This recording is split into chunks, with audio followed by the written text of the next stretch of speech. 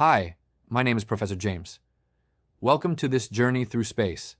Today we are going to study the chapter, which is Programming for Simulation and Automation. In this chapter, we'll explore what programming for simulation and automation are, how we detect them, the possibility of alien life, and the role of discovering new worlds. In aerospace engineering today, simulation is everything. From airflow over a wing to the internal stress of fuselage materials, we use simulation to reduce real-world testing. But simulations produce tons of data, and we need programming to handle it efficiently. This course focuses on using Python to automate, analyze, and visualize simulation data. It'll help you build real-world tools that aerospace companies rely on daily. Course objectives. The objectives of this course are practical and hands-on. You will learn how to develop Python scripts that talk directly to simulation software. You'll also learn how to extract and process simulation data, which often comes in huge volumes. Another key skill is building pipelines, which means automating everything from input creation to final report generation. Finally, you'll learn how to communicate results through smart visualizations.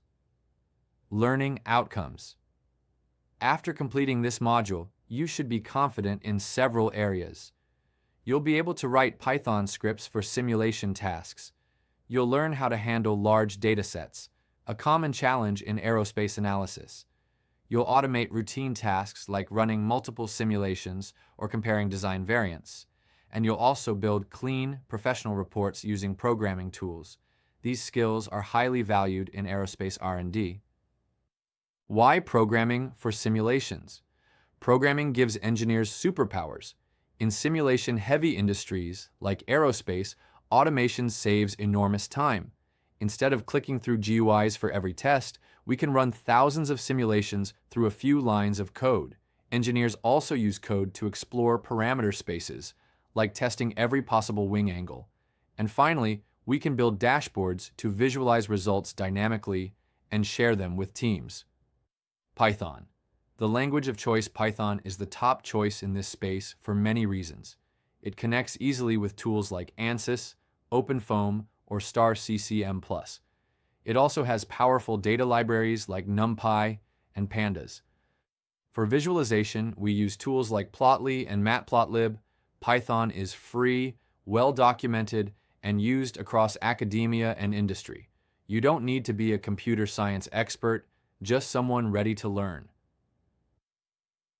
Automating parameter. Sweeps in CFD FEA. Imagine testing how a wing performs at various angles and speeds. Instead of manually inputting each case, Python can automate it. This slide introduces parametric sweeps, changing one or more inputs systematically. A simple loop can run dozens of cases, collect outputs, and even plot comparisons. This method is critical in design optimization, where small changes lead to better performance. Python code. Example, CFD parameter sweep. Here's an example of Python code that automates CFD runs. The script loops over angles of attack and Mach numbers, modifies the input files, runs the simulation, and saves results.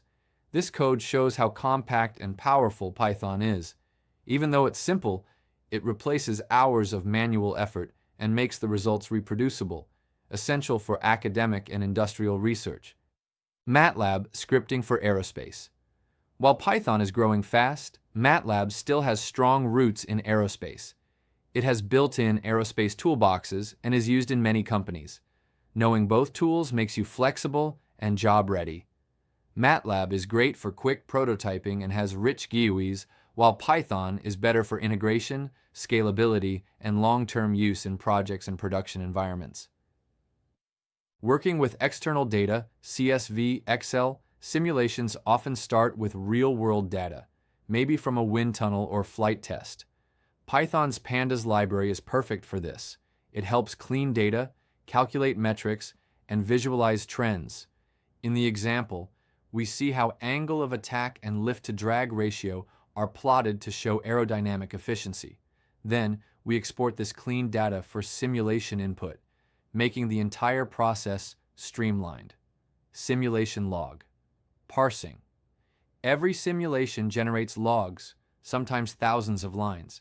These logs contain warnings, errors, and convergence data. With Python, we can automatically read these logs, extract iteration histories, and even detect failed simulations. This saves engineers from reading each log manually and helps quickly identify what went wrong and where. Jupyter Notebooks for reporting. Jupyter Notebooks are popular because they combine code, results, plots, and explanations in one place. Engineers use them to document their analysis and share it with teammates. It creates a living report that can be executed and updated. Jupyter is also great for teaching and debugging. It shows the whole workflow step by step.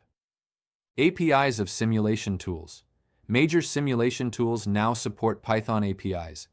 These allow you to control the simulation, from setting geometry to running it and extracting results, entirely through code. This makes the simulation pipeline programmable, reproducible, and easily adjustable. It's like turning your engineering analysis into software, with all the benefits of versioning and automation. Example: controlling ANSYS with Python. In this example, we see how ANSYS MAPDL can be controlled with a Python script. From defining material properties to meshing and applying loads, everything is automated. At the end, the program extracts the displacement values and prints them. This not only speeds up design cycles, but also ensures consistency and traceability in complex analyses. Dashboards for result visualization. Interactive dashboards let engineers compare different configurations, explore performance trends, and present insights to teams. Python libraries like Dash make this possible. You can select parameters, view lift and drag changes, and explore aerodynamic efficiency, all in one interface. This makes simulations more accessible and collaborative. Debugging simulation errors. Programmatically. Simulations fail due to bad mesh, wrong boundary conditions, or convergence issues. With Python, we can catch these errors early. We can monitor residuals, parse warning messages, and even fix common issues automatically. This slide outlines how automated debugging saves hours of manual checking and increases simulation reliability. Mini project, full automation pipeline. Now it's your turn. The mini project asks you to build a full pipeline from setting up geometry to analyzing simulation results and writing a Jupyter report. This is your chance to apply everything you've learned. You'll write functions, debug errors, and create beautiful plots that communicate your engineering insights.